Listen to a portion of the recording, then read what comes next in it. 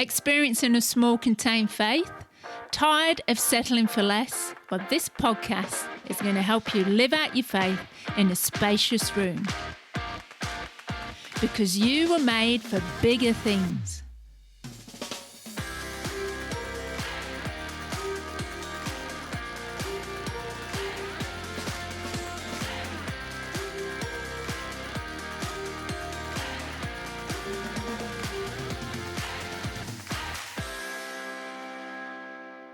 Well, hey there, and welcome to the Spacious Room Leaders Talk podcast. My name is Wendy Parker, and I want to welcome you today. After a very long break, I'm excited to be kicking off leadership conversations around the fruit of the Spirit, found in Galatians 5:22.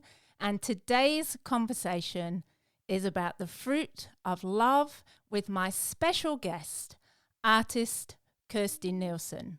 Now, Kirsty hails from Northern Beaches in New South Wales, Australia, and is an accomplished artist who is known for her captivating and emotive paintings. Her work has been recognised through prestigious Australian art prizes, including 4-time finalist of the Archibald Prize, Portuguese Memorial Award, Darling Portrait Prize, and the Mossman Art Prize. And Kirsty's reputation as a fine portrait and landscape artist has given her opportunities to paint some recognisable faces, including Ida Buttrose, Gary MacDonald, Rachel Ward, and Christine Manfield, to name just a very small selection. And Kirsty is currently represented by Nanda Hobbs, contemporary in Sydney. And Kirsty's passion for truth and justice, it goes way beyond the canvas as she utilises her gift of art and creativity to many humanitarian projects, including being an ambassador for the Barbara May Foundation, and she works alongside projects like Esther's Voice in Cambodia, where she helps to heal girls rescued from sex trafficking through her art therapy. Kirsty Neilson is such a powerful combination that inspires others through her art and actions. And today's episode, we are going to talk about the fruit of God's love and its strength found in God's love. So it is my great pleasure to welcome Kirsty to the Spacious Room. Hello! Hi, Wendy.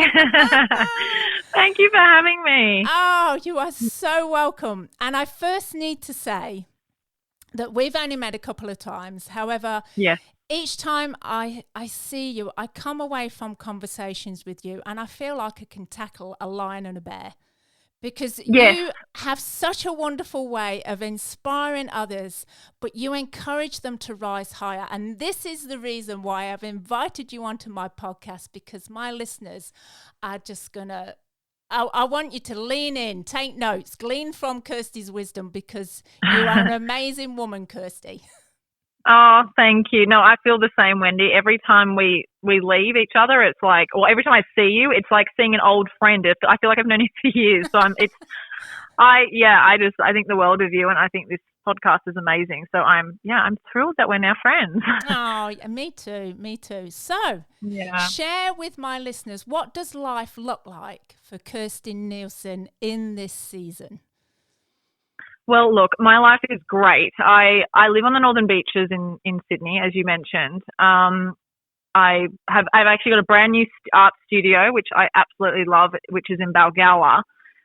So I just needed a bigger space and somewhere where my art practice could really grow and develop and kind of go to the next level. I'd kind of really outgrown my last spot. So, yeah, this is really just allowing me to take off, and I'm already doing really much more ambitious work than I would have been able to do in my old studio. So I'm really blessed and thankful that I've got this new incredible space. But yeah, what else? I want to be more diligent in this season. I think that's something else I really want to sort of strive for this year, just in terms of health, exercise, resting properly, getting on top of my sleep, which, I've struggled with insomnia in the past, and things like that. But I mean, this year I really started off with thinking of the scripture Matthew 6:33, which says, "Seek first the kingdom and His righteousness, and all these things will be given to you as well." And that really is my scripture for this year. So that's kind of where I'm at, and sort of this year, and what I'm really trying to hold on to and let go of, sort of, wanting to do things either my way or being led by my flesh and my feelings, rather than like faith and God's purpose in my life. So that's something I'm sort of, I'm focusing on this year. Anytime where I, have a little flesh moment or have a human moment, I'm like, seek first the kingdom, and everything else we added, like shifting that mindset. So that's kind of what life is looking like for me at the moment. Wow. Yeah, no, I love that. I love that self-reflection, Kirsty, where you're like, hold on a minute. Something is, going off the rails. I need to come back and seek first the kingdom, and then it all sort of falls into place. Yes. Yeah. And it's the same as, what we're talking about, the fruit of the Spirit. And if we're not connected to the vine Jesus, then we can't bear the fruit, and we can't seek the kingdom first. And we do everything in our own strength. And exactly. we get worn out. So I love the fact that you just take time to go, wait a minute, something is not right, and not ignore it. Yes, totally. And especially, past disappointments and, that like plagues your heart. Like that really can become concrete, in you. And you've got to let go of that, and the way you think your life should go, and the way, maybe certain dreams or desires that you have, but it's actually just surrendering and letting go and just saying, God, I truly give it to you. That's why I was like, you've got to seek first the kingdom, Kirsty. You can't keep seeking first yourself. It's a choice. You have to choose the kingdom. So, it's something that's important for all of us, isn't it? Yeah, and we're all a work in progress, right, Kirsty? We never we never get it all right until we graduate to heaven, Yeah, exactly. Which hopefully is not anytime soon, right? Yeah. I hope that's a long time away. So we are talking obviously about the fruit of love, and I'm just going to read out Galatians 5:22, and it says, "But the fruit of the Spirit is love, joy, peace, patience, kindness, goodness, faithfulness, gentleness, and self-control." And I feel Paul put love right at the top of the list, because we cannot grow the other fruits in our connection with Jesus the vine until we first have love. So what are your thoughts, Kirsty, around the fruits of the Spirit, but especially the fruit of love? I mean, like you just said, love is first, and it makes sense, doesn't it? Because love is the one thing that changes everything. So it really needs to have that anchor of first place in that list of beautiful things that are the fruits of the Spirit. But look, this specific love in this scripture translates from the Greek word agape, which is expresses the highest form of love, that comes from the Holy Spirit. It comes from Him. It doesn't come from ourselves. So it's a real godly love, which comes from God, because God is agape love. So it's that next level of love is what they're talking about in this scripture. And this love is a choice, isn't it? It's a choice to be kind. It's a choice to be compassionate and to put someone else's needs first. For God so loved the world that He gave.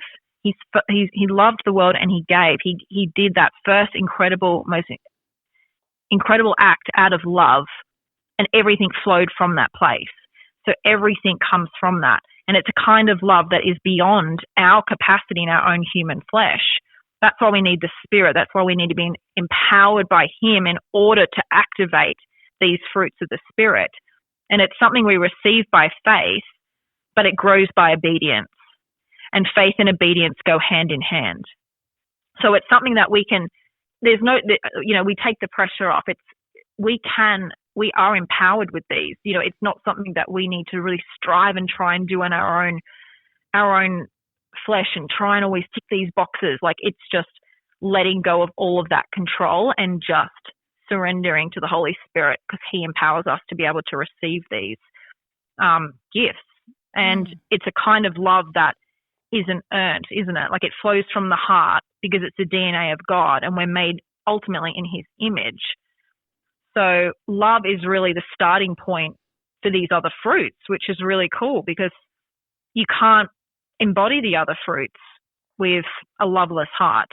So it really makes sense that love is first, and it really anchors us and is the center point of our existence.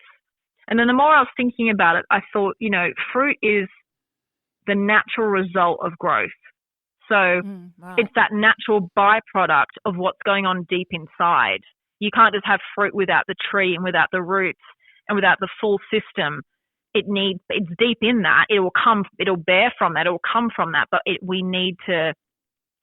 a direct reflection of a deeper thing, which is the same in us. So you will know them by their fruit, which Jesus talks about. Jesus says, he's talking of true and false prophets. You'll know them by their fruit. So it's something that we just need to let the Holy Spirit help us with, and that He is how we have healthy fruit. It's through Him. It's not us. It's spiritual fruit. It's not human fruit. So we need to always remember that and not do it in our own strength.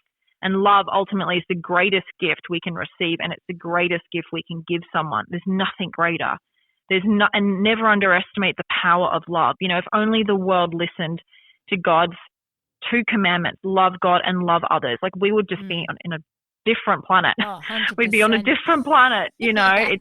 If everything we did and said came out of that place of love, I mean, there would just be no hatred. There'd be no wars. There'd be, it would just be a different place. So we need to always be refining that and do and say everything out of love. So I think it's a beautiful place to start, kicking off your podcast again with talking about this beautiful gift of the Spirit.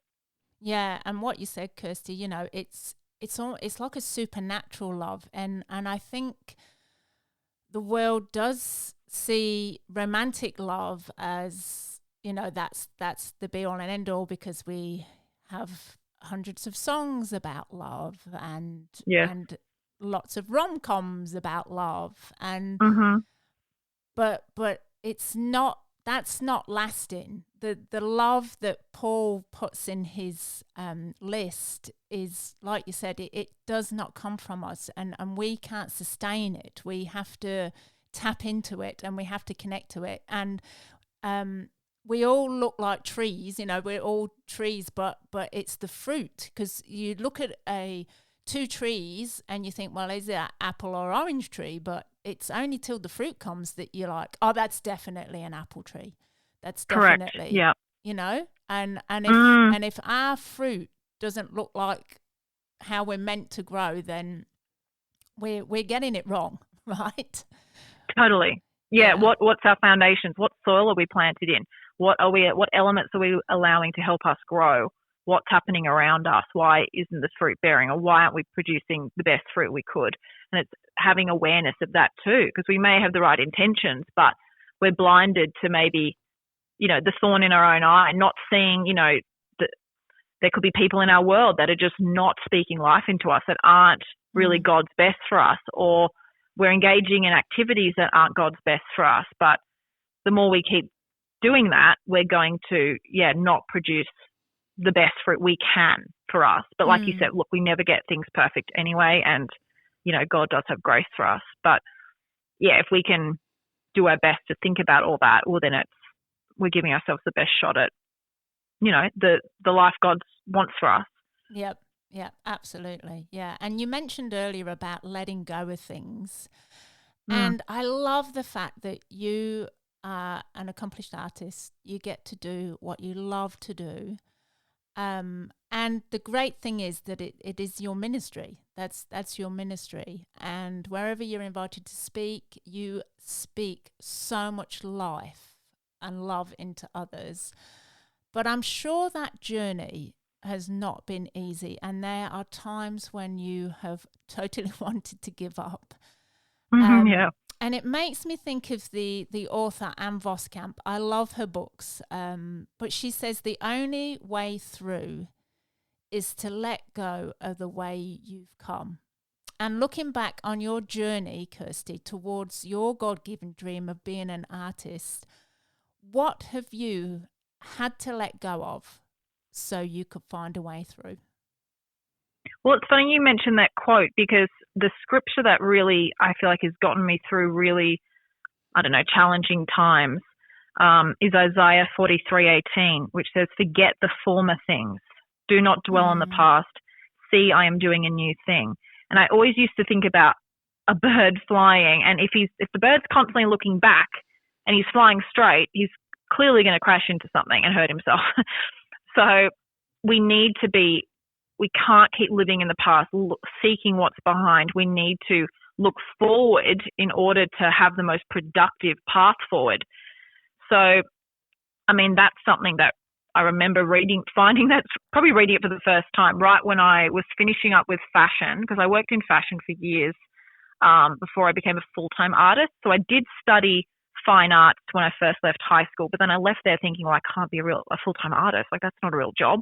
So I went and studied fashion design, because I didn't know anyone doing it. I didn't know that you really could do it as a full-time job, because I didn't know it. Yeah, I didn't know anyone doing it, and I just had no idea. So when everything sort of shut, the doors were just closing in fashion. Like, one thing just kept ending and ending and ending. And I really felt called just to step out and pursue being an artist. But it was hard because, I had to let go of that idea of a normal job. That was something that I actually really struggled with, a normal pay. And, I found it really hard to even tell people when they say, "Oh, what do you do for a living?" And I'd say, "Oh, I'm an artist." "Oh, but I was working in fashion, and I did, intern at Harper's Bazaar." Yourself, yeah. Totally. Yeah. I was doing piano teaching. I'd name everything I was doing. And I could never it took me like 2 years just to say I'm an artist, because I thought people would judge me and think, "Oh, what do you mean you're just an artist?" Right. So that took me a while just to get through that of like, no, this actually is now my job, and I'm actually making a living from it. So that was probably the only challenging thing. It's really my own thoughts. Really. Yeah. And me I mean, carry on. Yeah, go on. No, I was just going to say the end of that scripture, after at the end of Isaiah 43:18, it says, "I'm making a way in the wilderness and streams in the wasteland." And that I really, kept holding on to. It's like, just keep going through what looks like the unknown, and something that's really hard, but you just have to keep pushing through. So, yeah. Yeah, and you've pushed through even your own limitations. Because when you spoke, and I thought, oh my gosh, this is why we get on, because for years I never told anyone that I write. I'm like, well, this is before I had published books. I'm like, well, I write, but I do this, and this, and this, and this. And I've even had people go, "When are you going to get a real job? When are you going to get?" I'm like, yeah, but this is what I'm trying to pursue. And we tell our children, we tell little boys and girls, you can be whatever you want to be. Yeah, you can be this, you can be this. But then when you become an adult, all of a sudden that all disappears, because you got to get a real job. Yes. But there has to be artists. There has to be writers. There has to be people in that world to create. Same as like movies and all the things that we enjoy. But these are people's jobs. This is what they do. And I think as artists, Kirsty, we tend to let others box us in. Correct. This narrow path in their mind of, yes, that's what Kirsty's going to do. Yes, she's creative and she's an amazing painter, but hey, she needs to get a real job. And it's that security, isn't it? Because I know in the writing world, it's very precarious. You don't make a lot of money from writing per se. And it's really hard. Yeah, and I can imagine it's the same in the art world. Totally. I mean, I have some art friends that, they're 10, 11, 12-time Archibald finalists, and they don't even get anywhere near like the commissions or the shows that kind of even I get. Or so it's hard, and it is a harder path to follow. But if you have a natural gift in this, you have to execute your gift. You have to use what's in you, what God's given you in your hands. Yeah. So but it is becoming a lot more acceptable, and we're not so much everyone has to do the 9 to 5, and everyone has to have the office job or has to work in business or has to, the arts is a lot more celebrated, and times are changing, which is good, because imagine if we didn't have creativity. Oh my gosh. It would just, and I don't know why. Yeah. And I don't know why it's taken this long to put just as much importance on the arts as, say, business. I mean, and they both go hand in hand anyway. I mean, I'm running a business as well as painting every day. So, yeah, it's an interesting thing, but I think it's really starting to flip, which is encouraging for everyone, really. Yeah, they're absolutely. Especially in Australia as well. I think it's probably more celebrated than other parts of the world. Yeah, we are lucky. Yeah, definitely, absolutely. It's the country of opportunity for sure. Yeah, yes, and definitely in the arts. Like, there's so many art prizes for us here and opportunities. Because there's prize money, and it's a good way of getting your name out there and raising your profile. And so we do have a lot of, and there's grants, and I mean, obviously, like everything, there can always be more money into the arts, but there could be more money into everything. So, but we're like you said, we're lucky here, and we are lucky. I am lucky as an artist. Yeah. And God has made you this way. Your path has been purposely built, and in a conversation we've had previously, you mentioned about, I mean, correct me if I'm wrong, but I think it was like the Little Creek Road, and you said everyone needs to find that path, and yeah. But how does your love for God and your love for others help you navigate this path that you're talking about, being an artist? And it is so narrow sometimes, but how have you navigated that? Because I'm sure there's been some deep valleys. It's not always been, confetti and roses. There's been some moments, but how has the love of God, that fruit of His Spirit, brought you through? Yes. Well, yeah, I talk about like finding your slipstream, finding your sweet spot, finding that little stream that is just for you. And I think about it like this. It's like you're a leaf and you're finding your little slipstream, and then the minute that little leaf is on there, you're off, you're taken off, and there's an ease and there's a flow. And when you find that, that's where you are going to flourish. So whatever that is, wherever that may lead you, I'd always encourage everyone, find what you love and what you're passionate about, and find your slipstream, something that is your unique path. What is God calling you to? As unique as it could be, as out of the box as it might be. Specifically regarding my practice, as an artist, I've had to be okay with walking through the wilderness many times in terms of making bad paintings, in terms of, making work, experimenting, trying things that are new, which I may completely fail at, but I may have to do 10 bad paintings to get to the 11th painting, but that 11th painting will be the breakthrough painting, and that'll be the gold. You've got to be willing to walk through and wade through the branches and the bushes and the overgrowth in order to get to the gold, in order to get to the other side, to get to that thing that you've been waiting for, that is going to excel you and propel you into the next sort of chapter.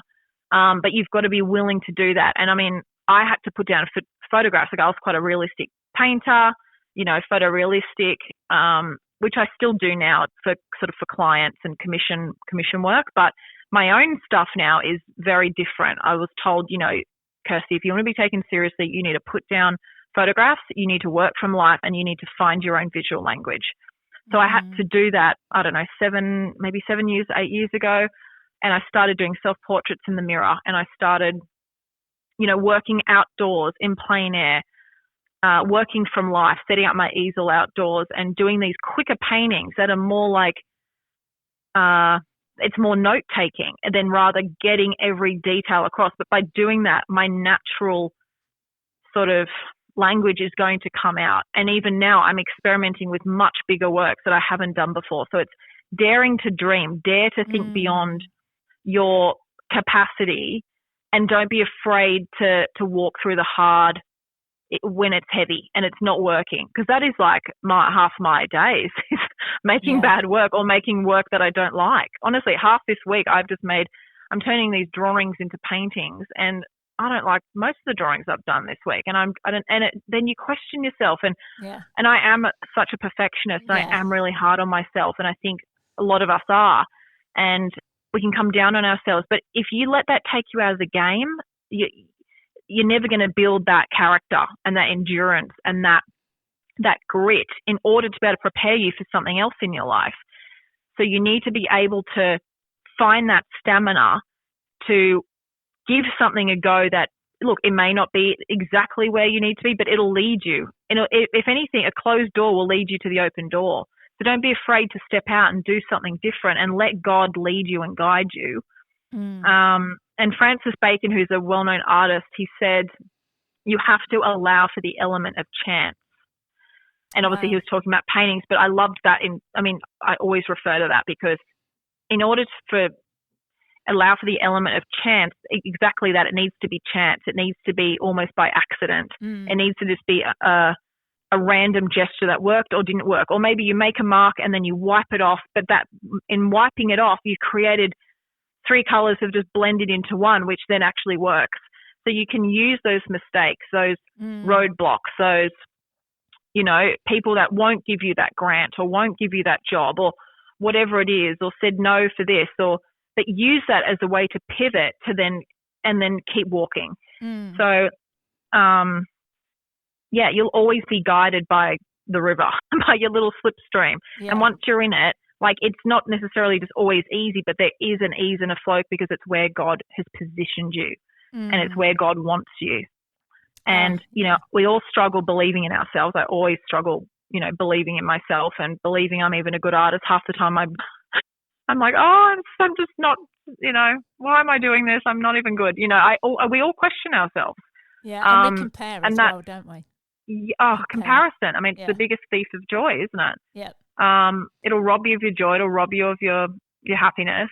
Comparing ourselves to our peers or, someone else in the industry or friends, or they've got this or they're doing that, and you've got to run your own race. And I always compare myself to my friends, my other artist friends, but I always have to come back and bring myself back to, I'm in my own slipstream. This is unique for me. I'm not trying to join their slipstream and try and jump over into their little river. I've got to stay in my lane. And even today, I was literally doing it today. I was painting and I was looking at another artist for inspiration, and I was looking at their work, but I was like, no, don't make it look like theirs. Like, don't be so inspired that now you're trying to either copy it or get too inspired that it then looks like their work. I was like, no, this has to be you. So it's a constant refining. It's a constant readjusting, Yeah. So I think that's important. And ultimately, God's opinion is the only opinion that matters. That's right. Yeah. And I love that word, readjusting, because it's the same with me being a writer, doing podcasts and blogs. And I always, I looked at other podcasts and other writers, and I'm like, I want to do this. And my husband always said, well, you got to start somewhere. I'm like, yeah, but this looks nothing like this. And he's like, just start something, and then you can build on that. And absolutely what you're saying, Kirsty, is 100% true, because as artists, and we love what we do, but we're like, but it's not this. We want this, but it's like God is saying, you just got to start. Just do something, and then we can build and pivot and move and just create something that is unique to your fingerprint, to your voice, to your slipstream, as you say. And your voice and your creativity and your painting is going to be like nobody else's, because nobody's Kirsty Neilson but Kirsty Neilson, right? Yes. Yeah. And totally. It's just, I love how you speak into things and how you self-reflect all the time. And I think being an artist it is a way of how our brain works, because we are creating things. So we have to have that self-reflective, but it refines us as well. It refines us. And for you to start painting something and you think, and like you said, you paint things, you think, oh, I don't like it. But who knows, like the artwork, someone might go, oh, that's amazing. I love it. Exactly. That's the thing about art. I mean, it gets me all the time. I will think, oh, this one is so garbage. And then I'll show my gallerist and he'll be like, oh, that's like one of the best ones. And I'm like, you're joking. Like, you are kidding me. I was about to paint over it. Like, so even my own judgment of what I think can be good. I mean, everyone, it's different, right? Like one man's trash is another man's treasure. It's the same thing. Absolutely. What someone loves, someone else is going to hate, and vice versa. So that's why you just have to be true to yourself, and you cannot let I've got to learn to ignore the audience and ignore all the noise, because otherwise I will just get so lost in it all, and the swirling sounds of do this and do that and look at this artist and be inspired by this artist, and then you end up just getting so lost you've lost yourself. So it's always coming back to the true north, which for us it's God. Absolutely. And staying true to that. Yeah. And God's love, like we said, it's supernatural, and in 1 John 4:18 it says that perfect love casts out fear. And as artists we can get fearful.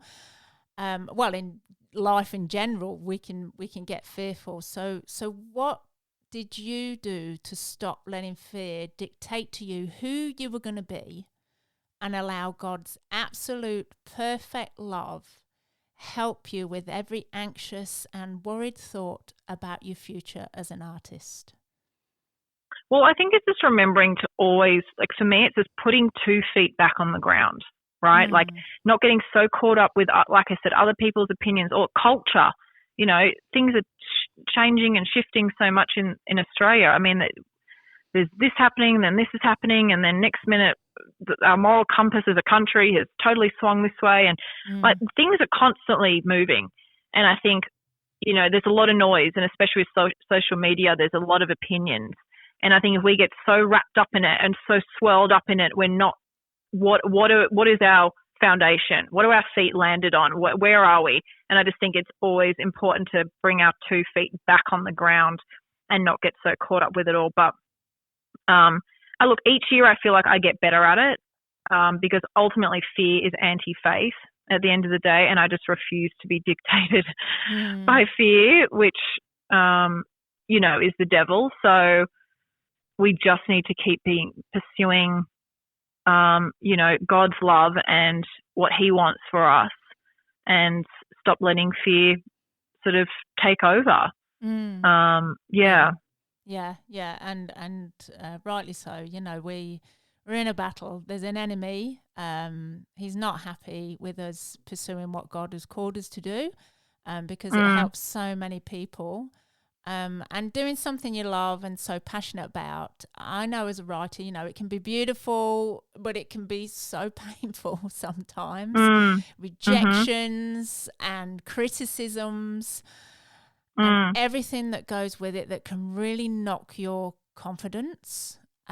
So can you share a time, Kirsty, when the enemy has weaponized your success and used it against you to start to question God's love for you and his calling on your life? Yeah. I mean, when I first was hung in the Archibald Prize, which was 2016, which funnily enough was the first year I did Bible college that year. God called me to do Bible college, which I thought, I can't do Bible college, grief. Like I need to paint. I need to have a job, I need to earn a living. Anyway, I felt it so strong. So, long story short, ended up going to college. And actually that's where I met Janine Kabbalah, and then, ended up going on the Esther's Voice trip. So, God always has a way, and he orchestrates everything to his plan. So, but look, that was in the first, just when I thought I don't have time to really to paint. Anyway, that was the first year I got hung in the Archibald Prize, and I painted Gary McDonald, who's a famous actor and comedian. And that painting kind of it was one of the paintings that advertised the Archibald. So it was on every billboard and bus stops and sort of everywhere. And I remember this was the first year that I got negative articles written about me. Because then the minute you're in the public eye in any way, shape or form, it gives people the right to say what they want about you, right, and to tear you down if they will, if they want to. Yeah. So I had the first article that was written was in the Sydney Morning Herald, and also in the Spectrum, and it was this big. My painting was in the middle of the paper, and then it was about other artists as well. It wasn't just me, but there was just an art critic having a go at the Archibald, but I cried. I remember, because I hadn't experienced this before. I hadn't experienced such public, tearing me down.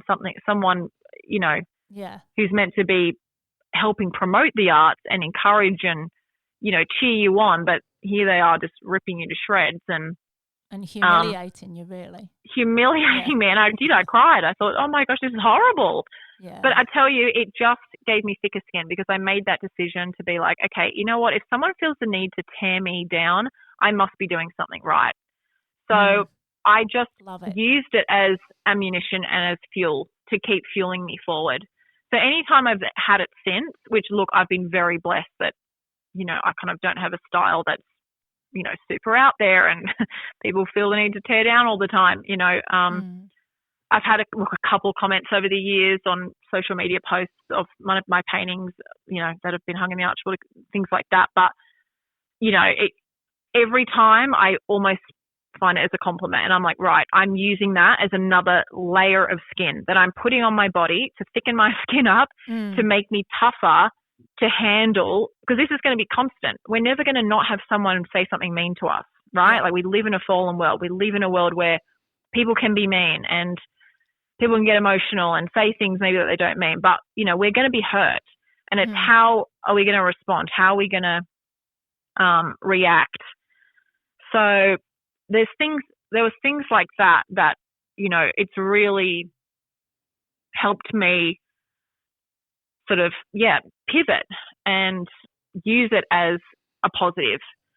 Even I've had friends, dear friends, some of my best friends, two previous best friends that, did horrible things to me publicly and sort of privately, one-on-one. And I'm obviously no longer friends with those people, but really attacked my character and who I was. And, it's hard when you are attacked and, you question things. And when the enemy really weaponizes things against you and who you are, especially when you've literally done nothing wrong, but he'll do anything to take you down. And, that's also what I find a compliment. When the enemy is right on your tail and he is really throwing arrows, it's because he knows what is coming for you. Like, as in, he knows what God is going to use you for in the future. So it's actually a compliment. I always say, listen, this is just because he knows the incredible things God is going to use you for. So don't be derailed. Be excited, because God's got something incredible that he's going to use you to do. So use it to really equip you and to propel you forward once again. So it's always a decision. We can always be torn down, but it's a decision, and it's everything that happens to us is always, it's an opportunity to sharpen our character and be a better person for ourselves. And God enables us to do that. So, Yeah. And that's where the fruit of God love come in, because when you get attacked like that, especially from people that opinion, some people's opinions, you think, it doesn't bother me because you're not offending me or hurting me, because your opinion, I'm not interested in your opinion. But when it's so close to home and the enemy is so good at that, it really does knock you. But that's where you're like, no, I'm going to stay connected to the vine, because my fruit has to be love. My fruit has to not be bad and rotten, and they can say whatever they want, but at the end of the day, and it's knowing who you are and what you've been called to do. Yeah. Who you are and whose you are. Oh, Yes. Yes. You know? Yes. Yes. And it's not being dictated by, you know, people around you. It's like I said, it's keeping your feet back firm down on the ground. Bring yourself back down. What is, you know, what is the most important thing? You know, grounding your mind again. Yeah. Yeah. And you know, Paul says in Galatians chapter 1 verse 10, he says, am I trying to win the approval of men or God? Or am I trying to please men? If I were still trying to please men, I would not be a servant of Christ. Now, Paul is speaking about preaching the true gospel and not some watered down version. So as an artist, when you get prompted from God to paint something and you get into that creative flow, do you have to battle with feelings of watering down what you felt prompted to paint just so it wins the approval of man? Or do you push through, Kirsty, and do you continue to seek God's approval regardless how you think others are going to react? Well, I tell you what, it's one of those things where I bounce to and fro sometimes, and I've got to, you know, because once again, we don't always get things perfect, but I've got to, like I've sort of already mentioned, I have to ignore the audience. I have to ignore the people that are telling me, oh, no, it's the craziest thing. I've had people in art shops try and critique my work, people that I don't even know, that I've brought in to have framed, and they're like, oh, I would have, you know, done this. So I don't think, who are you to tell me what my eye should be doing? Like, but, you know, you just nod and smile and say thank you. But you're so sweet and kind. Yeah. Well, actually, I find it funny. It's like, oh, okay. But it's funny what people say and what they think they can say. And I allow very few people to actually speak into my practice. I've got really like 2-3 people that I allow to really give me real guidance. And it's just a thing of ignoring the audience for me and not letting sort of that dictate, because I can be led by that. And look, that God can be in that too. But I mean, I was doing it this morning. I was like, I've done these drawings that I don't necessarily love. And I'm like, which drawing do I turn into the painting next? And I just, for the life of me, couldn't make the decision. And I was like, okay, which one? But I feel like if I sold it as a painting, like it would look better. Someone may like this picture better, and someone may like these colors better, and my gallery may like this, and but my mentor may say this one. And then you get so confused. And I was like, I've just got to silence all that.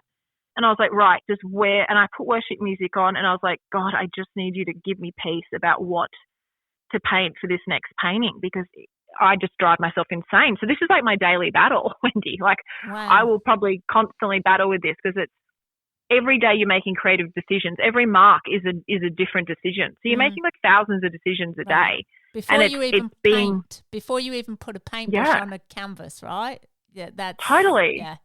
I like go to bed thinking of my paintings and what I can be like. This is probably why I've got insomnia again at the moment, because I just cannot turn my mind off. Like, my creative brain is just going a million miles an hour, and I'm always thinking of different ideas and how I can paint this one and this idea, and should I do this? And then I'll just, I look at ideas, and it can take hours just thinking.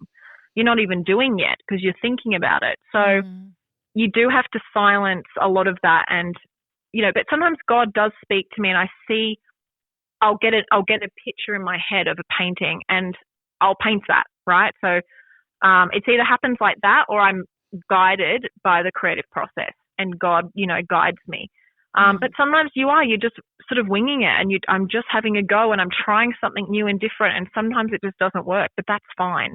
Yeah. And I think as Christians, it's okay to not be perfect all the time and get everything right. And I think that's where we can over-spiritualize things, right? Yes. To the point where it stops us even stepping out. We don't even step out of the boat, because we really need a clear, guided answer from God before we do it. But really, He wants us just to move, and He will direct and guide us.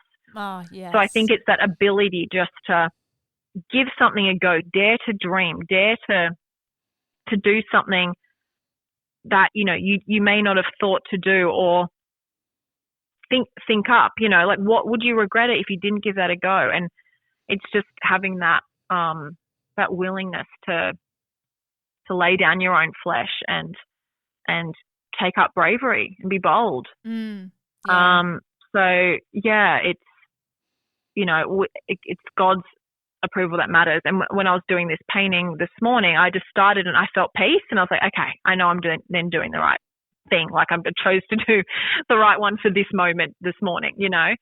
But it's a constant thing. It's a constant back and forth in a way. Yeah. I think of Peter stepping out the boat, and we always think, oh, but he took his eyes off Jesus and he sank. And I'm like, well, where were the other 11 disciples? They were in the boat. At least he had the gutsy move to just give it a crack, Yeah, exactly. He's further along than they are. Right? He's got an experience that they're never going to experience. I mean, walking on water, I know. And what a story. What a story for his grandkids, right? Yeah. Seriously. And it's gone down in the history book. I know, right? We're still reading about it thousands of years later. And when you talk about the chaos, I mean, in theology, it's Jesus walked on the water because he's chaos in biblical, you'd know this because you've been in Bible college as well, that chaos in the Bible is represented by the sea, and that's why Jesus walked over it, because he's like, I'm over the chaos. I am the creator. So when we get lost in the seaweed, being pulled down into the watery depths with our own chaotic thoughts and everything coming against us, isn't it just so good that we can just stop, get in God's presence, get in his love, and go, okay, God, I just need you to recenter me. Yeah. It's just a constant coming back to him, isn't it? Returning to the Father. Just connecting. Returning and just sitting with him, being with him. That's just pursuing his presence, not going to him necessarily with an agenda. It's just, I seek your face, I don't seek your hand. Oh, yes. And we've got to always have that posture, which can be hard, right? It's important to pray for things that we know we need to pray for, but it is important to also just intercede and sit with him and just seek him. I remember Dr. Yonggi Cho said, and for those of you who don't know, he had the biggest church in the world of, I think it was 750,000 people in South Korea. And he said, he said, if you have 10 minutes to pray, 8 minutes of those 10 minutes should be Thanksgiving. Yeah. And I always think of that too. I'm like, I've got to just thank him. Just thank him. Imagine if that's what we did. Like 8 minutes out of our 10-minute prayer time was just Thanksgiving. Right. But I tell you, that'll posture your heart in a completely different way for when you pray for those 2 minutes for specific things. Yeah.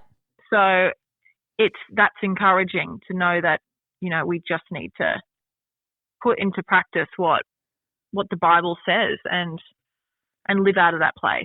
Yeah, that's right. Yeah. And because we're talking about the fruit of the Spirit, and I hope whoever's listening, this is just, you're probably taking down 1 million notes, because this is just gold nuggets coming out from Kirsty's, from the conversation we're having. And the vineyard of John chapter 15, Jesus says, I am the vine, you are the branches. If a man remains in me and I in him, there's that connection, he will bear much fruit, because apart from me, you can do nothing. And sometimes as artists, there's seasons where, you pursue your dream. For you, Kirsty, you become an accomplished artist, you step into ministry, but where have you found the disconnection? Because you've been so busy doing. And has it had good and lasting fruit, or did you find that the fruit that grew from that disconnection was just rotten and bad? Can you speak into that? Yeah. So, COVID obviously hit around 2020, early 2020. I was running a big Connect group at that stage, sort of over 40 people every 2 weeks were at my place for a dinner and God chat, which then just turned into, it started off as a social dinner, then it went into dinner and God chat, then it just went into more connect group because cooking for 35 plus people every 2 weeks was just a lot. Even people bringing stuff, it was still just a big, that was in your event. Yes, and it was at my place. So to have to, look, it was great, and God really graced me for the season. But I did feel when the grace lifted, I obviously gave up the connect group and handed on to someone else. But we were in COVID at this point, and COVID did some interesting things to most people. But I did feel I was in a bit of a lull. Like I did feel a bit flattened, and like I was carrying like a backpack full of rocks. Everything just felt hard. Even being a Christian felt hard.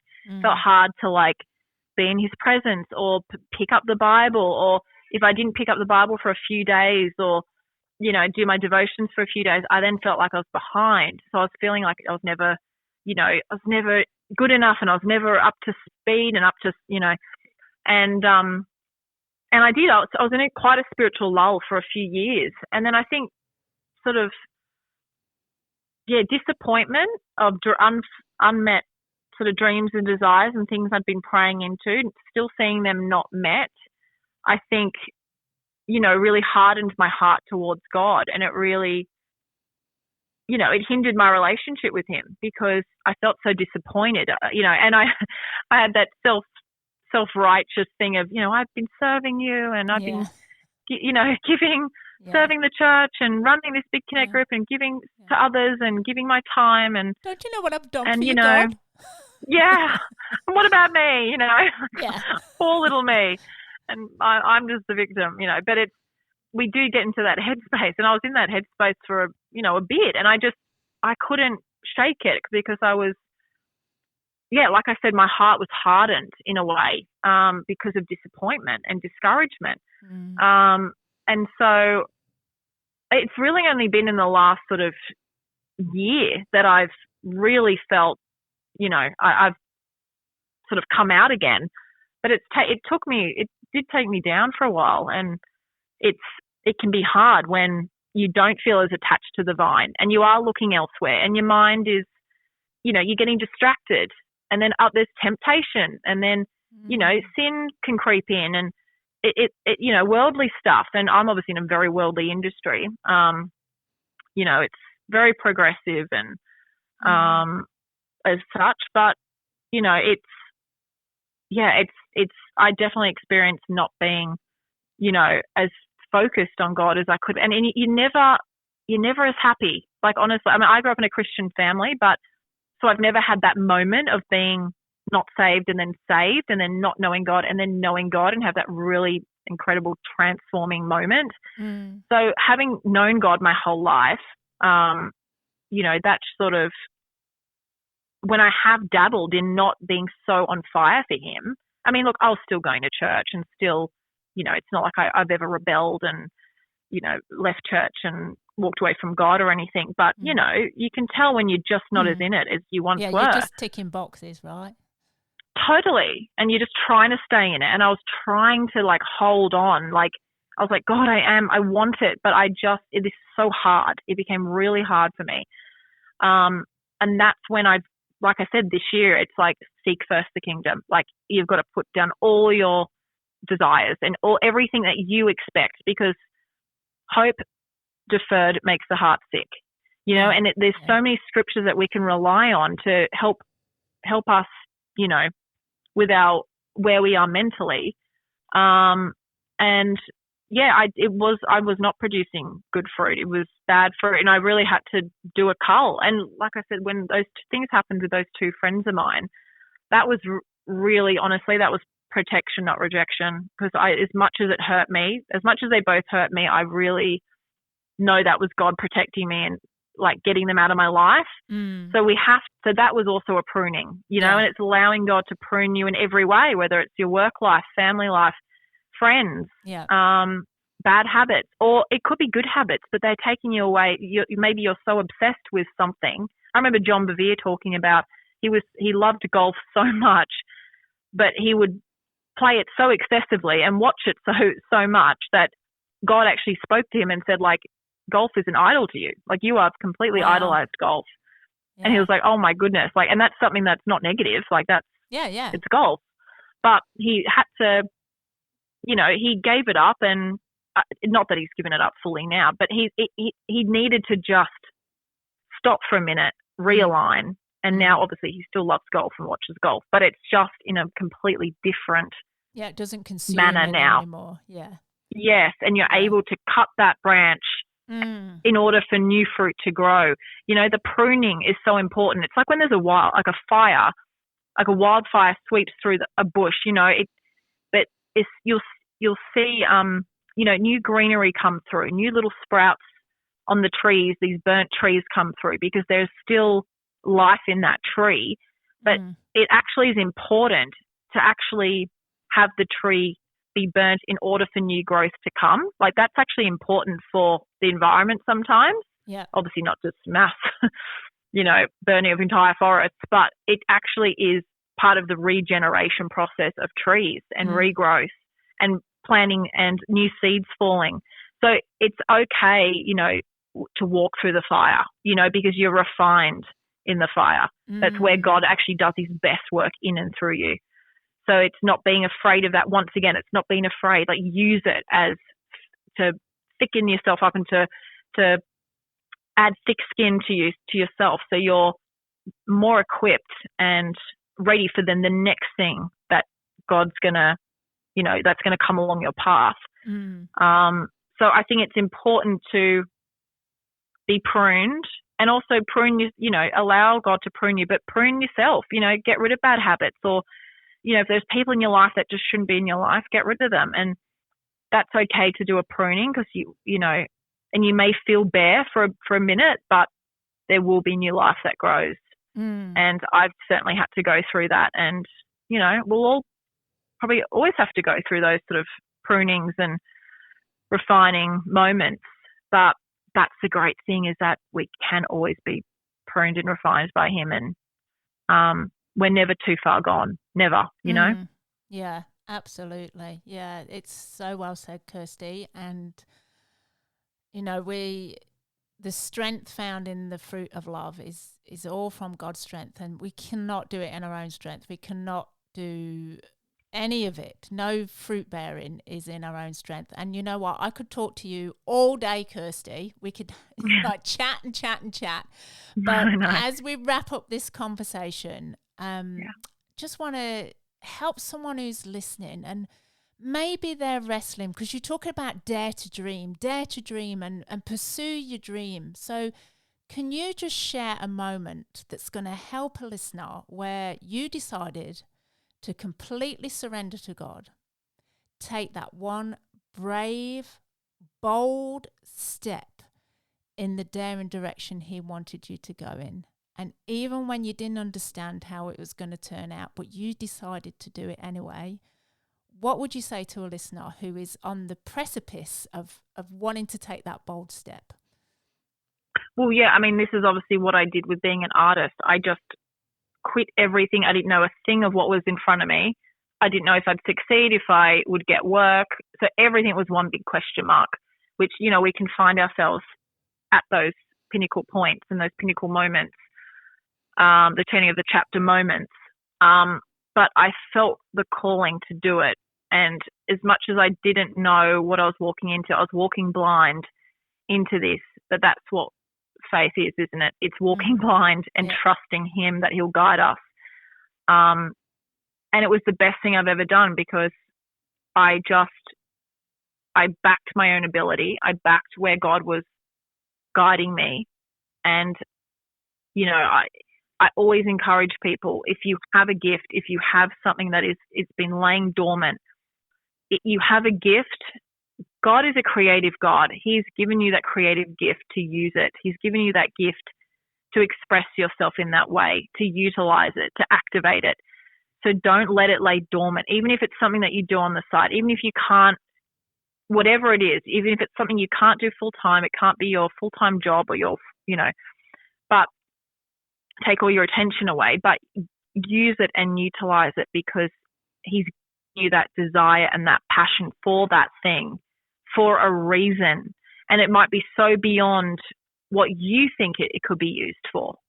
So also remember that it's so beyond what we think. God may have all these other things that he wants to use, or he may inspire someone else through you doing that thing that then will propel that person to go on and do incredible things and impact the whole other community. But it was that little seed that you sowed in them and that little step of bravery you took. So, yeah, dare to step outside the box, dare to do multiple things, dare to wear multiple hats and do something that people don't expect. Do the unexpected. Do things that are so wildly outside of your box that it may even scare you in the best way possible. You know, don't leave anything untouched. Don't leave anything unturned. Just, yeah, like I said, dare to dream, dare to dream big and step into the new. Never always step into the new. Keep it, keep expanding, keep developing.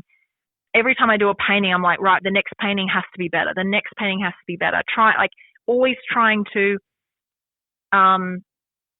just expand and improve my practice and try to stretch myself because that is where you're going to grow. The growth is in the stretch.